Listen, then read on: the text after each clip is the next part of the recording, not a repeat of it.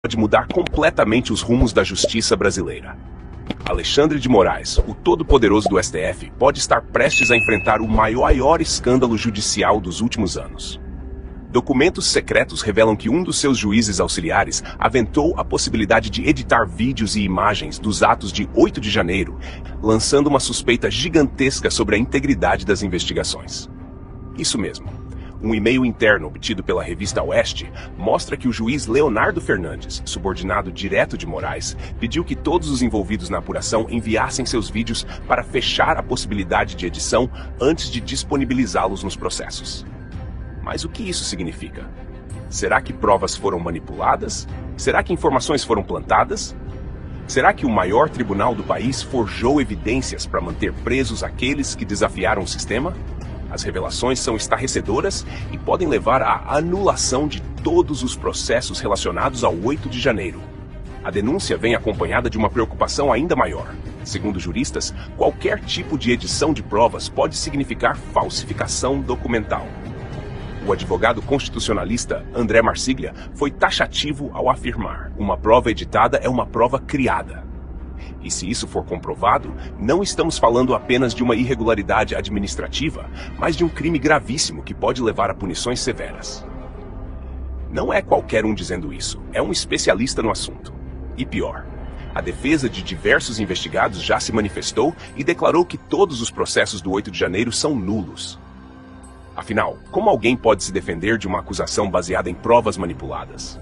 Como pode um julgamento ser imparcial se o próprio STF atuou como investigador, acusador e juiz ao mesmo tempo?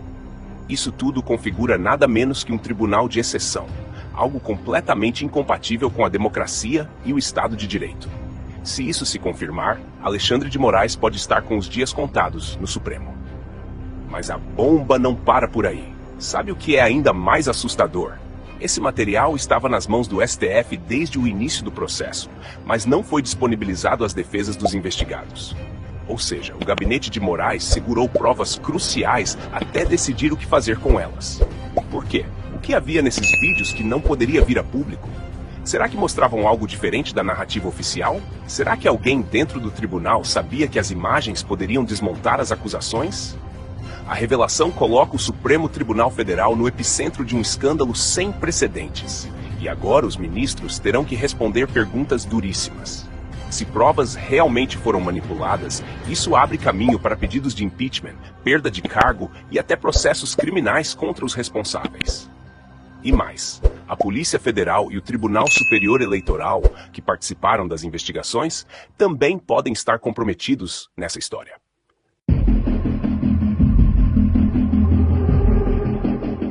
O que aconteceu com Felipe Martins é uma das maiores barbaridades já vistas na história recente do Brasil. Um ato de injustiça escancarada, uma perseguição sem precedentes que atenta diretamente contra os direitos humanos e o Estado de Direito. A revelação é estarrecedora. Alexandre de Moraes sabia exatamente onde Felipe Martins estava por meses. E mesmo assim, mandou prendê-lo com uma justificativa absurda e sem fundamento. Documentos sigilosos agora revelam que desde outubro de 2023, Moraes já monitorava a localização do ex-assessor internacional de Jair Bolsonaro. E mesmo tendo todas as informações em mãos, decidiu decretar sua prisão com base em uma narrativa completamente fabricada. Mas por que isso aconteceu? Qual o verdadeiro objetivo dessa perseguição? A resposta é chocante e revela um padrão de abuso de poder jamais visto. A pergunta que não quer calar é: se Moraes já possuía a geolocalização de Felipe Martins há meses, como pode justificar sua prisão sob a alegação de uma viagem aos Estados Unidos? Essa é uma contradição gritante que expõe o grau de manipulação que tem dominado as decisões da Suprema Corte. E não é só isso. Documentos revelados mostram que o próprio STF, a Polícia Federal e até a Procuradoria-Geral da República sabiam da verdade. Eles tinham conhecimento de que Felipe Martins nunca saiu do Brasil, mas deixaram que ele fosse preso assim mesmo. Isso significa que houve uma construção deliberada de uma narrativa falsa para justificar sua detenção. Isso é crime. Isso é tortura judicial, perseguição política e um atentado direto contra o Estado Democrático de Direito. E se fizeram isso com ele, quem mais pode estar sendo vítima desse mesmo esquema? O ministro do Supremo, Alexandre de Moraes, acompanhava a localização do ex-assessor internacional Jair Bolsonaro 3 meses antes de prendê-lo. Decisões do ministro, agora em sigilo, mostram que o magistrado possuía informação de geolocalização de Martins desde outubro de 2023. De acordo com a reportagem, em 24 de outubro daquele ano, Moraes expediu ofícios às operadoras de telefonia Vivo e TIM e também ao aplicativo de transporte Uber para obter o paradeiro de Martins. Procurado por Oeste, o gabinete do ministro não se manifestou sobre por que mandou prender o Felipe Martins com base na viagem aos Estados Unidos, se tinha desde outubro dados referentes à localização dele no Brasil havia 3 meses. O Christian disponibiliza os documentos, os despachos, as decisões do ministro, em que ele pede a quebra do sigilo ali telefônico do Felipe Martins do ano de 2022 e 2023, ou seja, 2022 teria sido o final ali, dezembro de 2022 teria sido a data que ele teria, em tese, viajado aos Estados Unidos. Mas como a gente acompanha pela documentação, o ministro já tinha tudo em mãos em relação aos deslocamentos de Felipe Martins. Agora fica claro, ainda mais claro, que o Alexandre de Moraes sabia onde o Felipe Martins estava. Ou seja, prendeu porque quis, não foi por causa da viagem. Augusto. Essa história do Felipe Martins é uma das, repito, mais torpes conhecidas no mundo e não tem fim. Bom, o ministro Alexandre de Moraes está mentindo.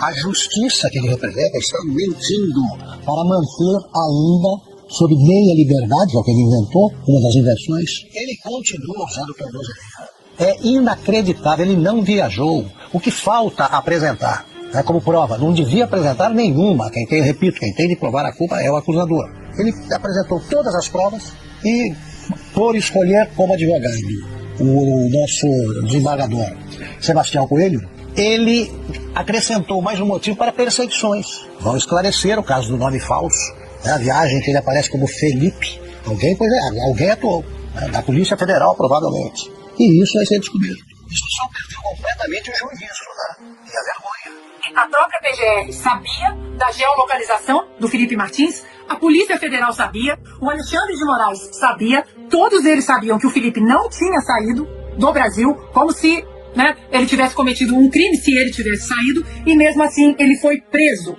Isso atenta diretamente contra os direitos humanos globais. Aí já saiu da esfera da censura, vejam bem, já é outro caminho contra os direitos humanos de uma maneira geral no mundo. Ou seja, o Alexandre de Moraes, ele fica abrindo leques e mais leques contra ele próprio. A denúncia já está sendo chamada por juristas de um dos atos mais torpes já registrados no país.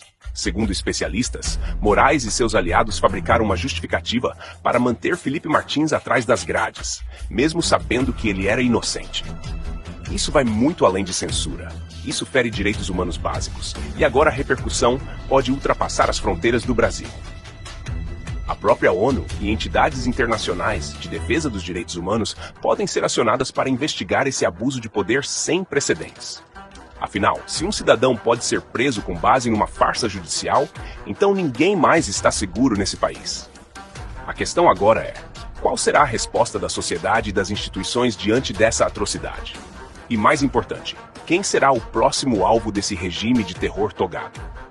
O cerco está se fechando e Alexandre de Moraes está cada vez mais cercado pelas próprias contradições. Até quando ele conseguirá sustentar essas decisões absurdas sem enfrentar as consequências? As denúncias já estão circulando e o clamor por justiça está crescendo a cada dia. Será que a sociedade aceitará calada esse tipo de abuso? Será que o Congresso ou mesmo tribunais internacionais irão agir? Uma coisa é certa, esse escândalo está longe de terminar e a pressão só tende a aumentar. O Brasil e o mundo estão de olho. O Brasil está diante de um momento decisivo. Se a denúncia for confirmada, isso pode levar à maior crise da história recente do judiciário. Afinal, se um ministro do STF está envolvido na adulteração de provas, como confiar no sistema de justiça? Como acreditar que julgamentos são justos e imparciais? O Congresso Nacional pode ser pressionado a agir, e a sociedade já começa a cobrar respostas. O que vai acontecer com Alexandre de Moraes? Ele será investigado? Poderá perder o cargo? Vai responder criminalmente? A pressão está aumentando e essa história ainda pode tomar proporções gigantescas. Compartilhe essa notícia no máximo de grupos do Zap que você puder. Vamos ajudar o Felipe Martins, que está sendo brutalmente injustiçado, espalhando esse vídeo para tios e tias do Zap. Enquanto o Boss Tio pula carnaval, vamos continuar aqui lutando contra todas as injustiças em nosso país. Que viva Cristo Rei!